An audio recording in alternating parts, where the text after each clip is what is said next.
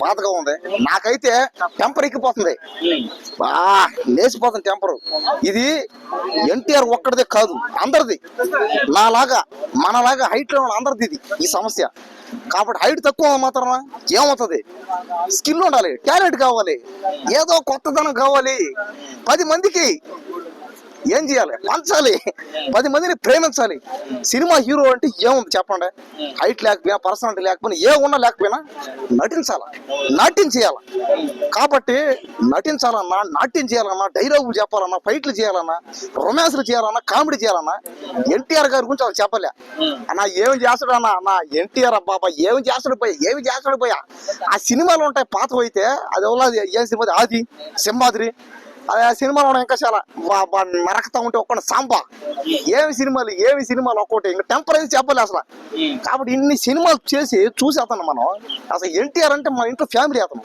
అలాంటి ఎన్టీఆర్ని హైట్ లేదని ఎవడైనా ఆడిగా దొరికాడంటే మాత్రమే ఇక్కడ ఎత్తాడు. కానీ ఆడెవడు చిక్కడాడు, అదే ప్రాబ్లం. ఇక్కడ వచ్చిన బాధ అదే. ఆ ట్రోల్ చేసినాడు ఎవడు ఇక్కడ చిక్కడు. చిక్కడంటే మాత్రం వాడు అయిపోతాడు. కానీ దయచేసి ఇలా మానేయండి. ఇప్పుడు ఎంతమంది ట్రోల్ చేసినా అతనే పీకలేరు. ఎందుకంటే ఆయన ఒక పెద్ద స్టారు. అది కాకుండా వాళ్ళకి అన్ని బాగుంటాయి, ఆస్తి పాస్తులు అన్ని బాగుంటాయి. ట్రోల్ చేసుకుని ఏదో ₹1 సంపాదిస్తే ఓకే, బతుకో. ఎవరైనా ట్రోల్ చేసుకొని డబ్బు సంపాదిస్తే బతకచ్చు.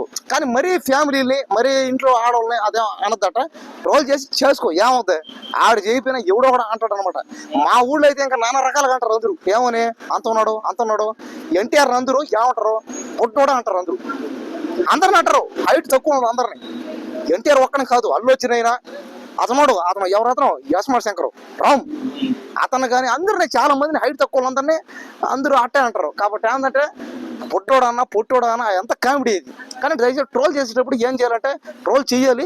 ట్రోల్ చేసుకుని బతికితే బతుకు. కానీ ఆడవాళ్ళని, లేడీస్ని వాళ్ళని అనుకుంటూ చేస్తే బాగుంటుంది. మరి ఈ సినిమా ట్రైలర్ టీజర్ దగ్గర నుంచి తీసుకొని సాంగ్ వరకు ఎన్టీఆర్ గారిని టార్గెట్ చేశారు.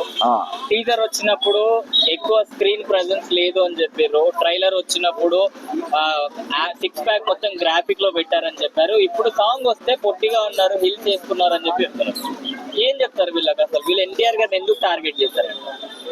పడనోళ్ళు, గిట్టనోళ్ళు, ఇంకెవరన్నా సైడ్ వాళ్ళు ఏదన్నా క్యాస్ట్ ఫీలింగ్ ఏమో అది కూడా మళ్ళీ ఏడైంది కదా. అది కూడా ఉన్నా దేశంలో క్యాస్ట్ ఫీల్ ఉంది, మత ఫీలింగ్, కుల పిచ్చులు అన్నీ ఉన్నాయి అందరికి. ఏమో అట కూడా అయి ఉండొచ్చు, ఏదో పాలిటిక్స్ ఏమో, రాజకీయాలు అయి ఉండొచ్చు. ఇంకేదైనా పడనోళ్ళు ఇంకెవరిని ఏదో పొందాలని, ఏదైనా ఆదాయం కోసం ఫేమస్ అవుదాను, డబ్బు సంపాదిద్దాను, రకరకాలుగా ఉంటది అనమాట. అదే కదా అవుతా. ఏముంది చెప్పడాక? అతను అడ్డం పెట్టుకొని ఒకటి డబ్బు సంపాదించాలి, లేకపోతే అతను తొక్కేయాలి, లేకపోతే అతను చంపాలని ఇలా ప్రయత్నాలు ఉంటాయి. అందరూ చేసేవాళ్ళు చేస్తారు ప్రయత్నం, కానీ మనం మాత్రం పోతానే ఉండాలి. అతను ఇప్పుడు ఏంది 20 సంవత్సరాల నుంచి అతను పెద్ద స్టార్ అతను. కాబట్టి ఏంటంటే అతను ఎన్ని రకాల ట్రోల్ చేసినా అతను మాత్రం ఆగడు. అతను ఎవరు ఆపలేరు అంతే.